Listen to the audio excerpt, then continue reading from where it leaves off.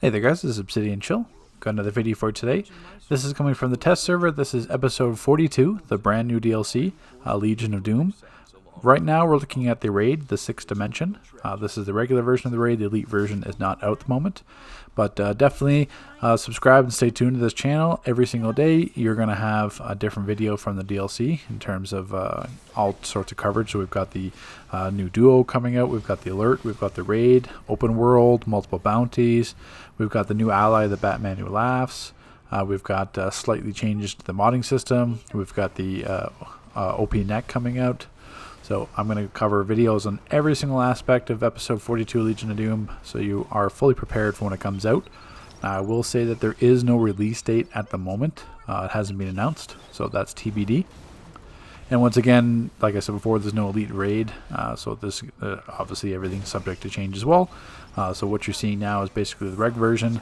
That could be changed slightly as well based on feedback, so this basically just came out on test. So, as you've noticed from the beginning, the raid, at least the first part of the zone, is basically Stryker's Island or Stryker's Prison. So basically kind of moving backward through that. Now the raid itself, this is the only one we have a part of this episode. There's only one, just like kind of like Wonderverse, or it's just Fractured Godsphere. This one is going to be just the 6th dimension. So we've got to hope for, I mean, you can kind of see the length of this video and kind of what to expect from regular, especially because all of us are like, I've got some blue and purple gear. Everyone else is kind of sitting in like the, just a mix of the green gear or the gear before. So you're definitely probably looking at between 10 and 15 minutes for completion time, unless something changes, obviously. But because a lot of the times you have players. There's some Xbox players in this group as well, and you know, you can't it's hard to test where you're going to have any sort of lag or anything like that, or players not used to being, playing on a laptop or a PC where they're used to playing with a controller. So I mean, there's sort of that bias as well when you test. But this is going to be the first boss here, which is going to be, think of it like Hive Elite, or not Hive Elite, but Hive in general. If you remember that first boss where it's basically just like two random bosses that come out and a whole bunch of ads, that's essentially what this fight is. You'll see towards the end, Warden Lois Lane, we're going to come out as a boss, but really I wouldn't say it's a boss. I mean, it takes like 30 seconds to a minute to kill her, and there's no mechanics. So there's some orbital strike mechanics. That's about it. I should have mentioned as well, you can kind of see it in the background here, but with our sorcery healer, but they've expanded the zone for circle protection. So circle protection is probably twice as wide as it normally was, and they also have reduced the animation effects on Souls of the Seas for water healing. So if you remember having a water healer drop multiple pools or pools in the air, it made it really hard to see because the animation effects on them was really heavy. And those are being significantly reduced, so that's going to be handy. That's about the only power set changes at this moment. Other things could come as well. They've updated slightly some of the allies as well, which obviously I'll cover.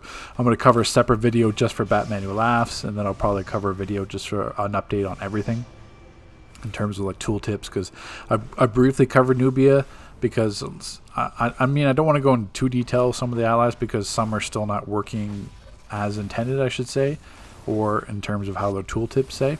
So I don't want to get too aggressive making a video and a huge guide and then all of a sudden it changes later on. So I'm hoping that those will get hammered out during this, because right now Aquaman's CSAT restart, which is a supercharge reduction, that's not working.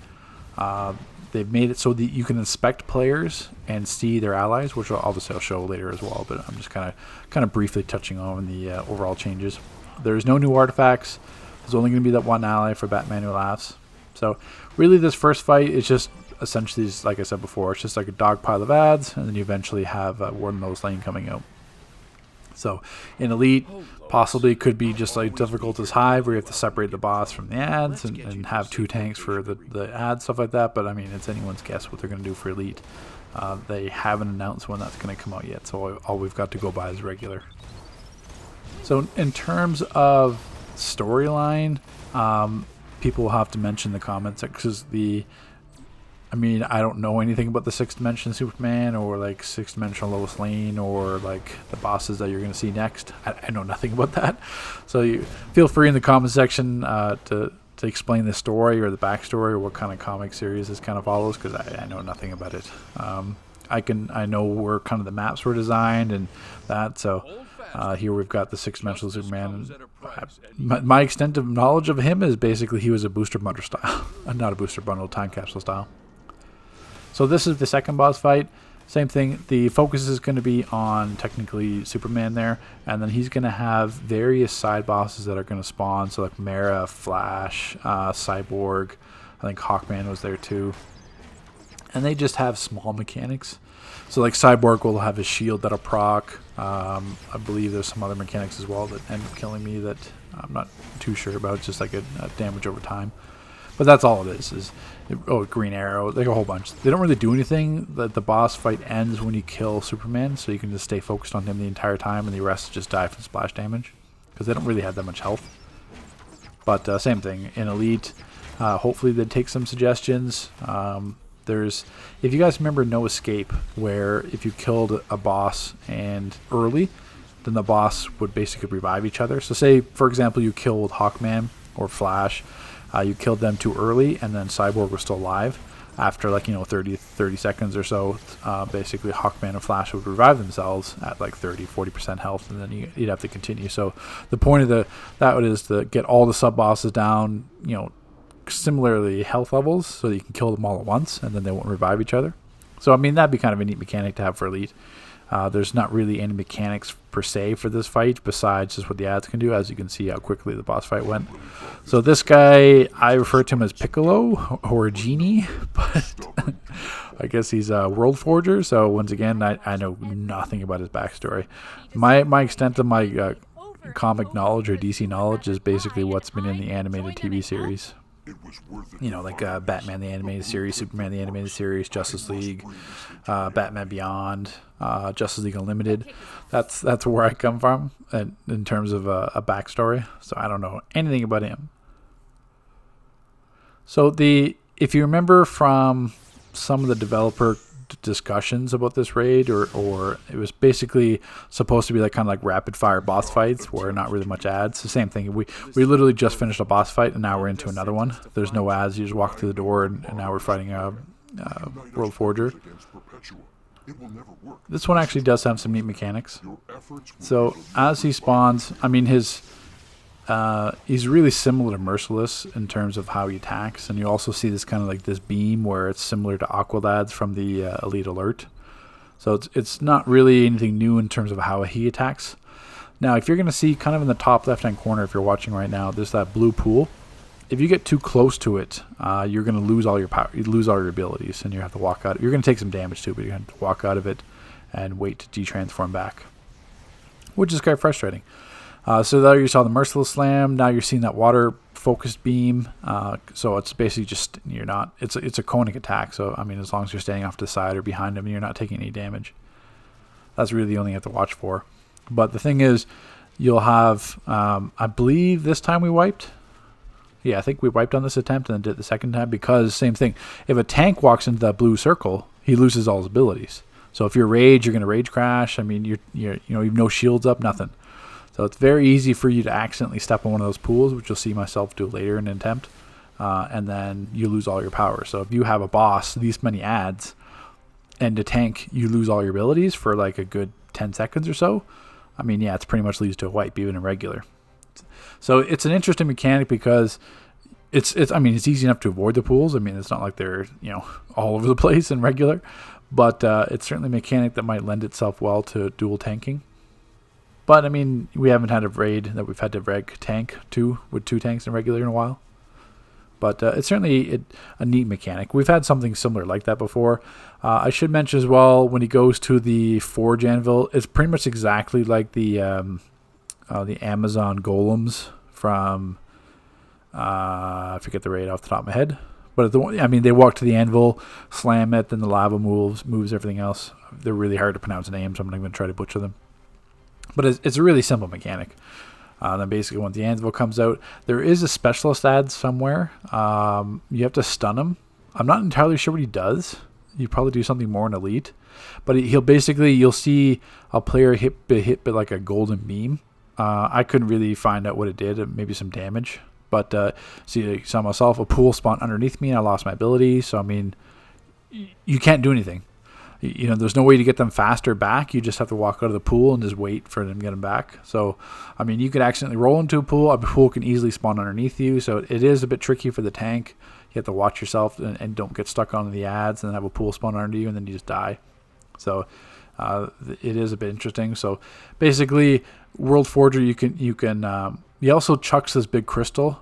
Really, when he did it to me, it was just a power reduction. It wasn't really any damage. But I'm not sure if it damages the tank more. But you'll see him periodically pick up that blue crystal and just throw it.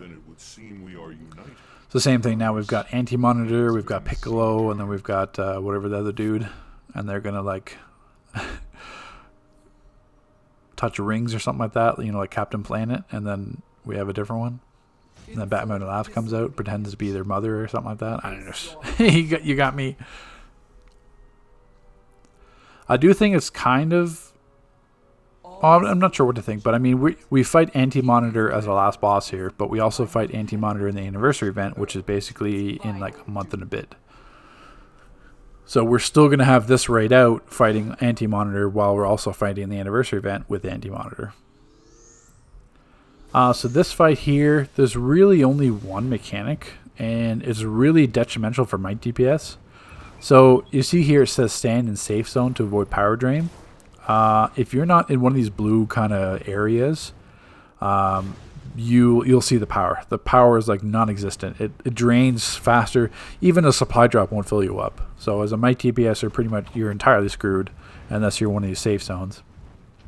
And there's only, well, in regular there's two safe zones. There's one usually around him or on melee, and then usually one spawns off to the side. But that's it. I mean, you stand in the safe zone. I mean, you're also very susceptible to damage because, I mean, if you're on top of the boss, then, I mean, yeah, I mean, you got nowhere to go. I mean, I can run out of the circle, but I'm going to be drained out of power and I won't be able to DPS at all. So, I mean, it's kind of productive. So, I mean, it's good from the standpoint where players can group up and drop like the Philosopher's Stone supply drops, or healers can drop better circles on them. Right now, the circle protections on the tank with Anti-Monitor wasn't on us on the group, or just barely touching us. So, I mean, it's going to be instances where, since everyone's so close together, electric is going to do very well, and even nature healing. So, there's not really any burst damage, but I think electric and nature healing will be very, very strong in this. But that's all it is. So you see a safe zone on top of him, and then there's also a safe zone in the back here. And you can see the entire group is on like no power. So if you're a rage tank and have no power, you can't, even a soda, if you take a soda, you might be able to save yourself from rage crash, but then you're going to just be out of power again. Or if a healer has no power to heal, nothing. So it's very, very strong, this power healing mechanic. I'm not really a fan of it because, once again, it lends itself completely to precision-based DPS because, I mean, precision won't really have much of a damage drop-off. I mean, as long as you have enough power to hit your weapon buff. But, I mean, that's the raid. So, very, very quick. But, I mean, it is regular. So, I guess we'll see how this pans out for Elite. But definitely stay tuned. I'll have the duo tomorrow. We've got the alert. We've got the Elite alert. And everything else in between. So, take care, guys. Thanks for watching. Yes.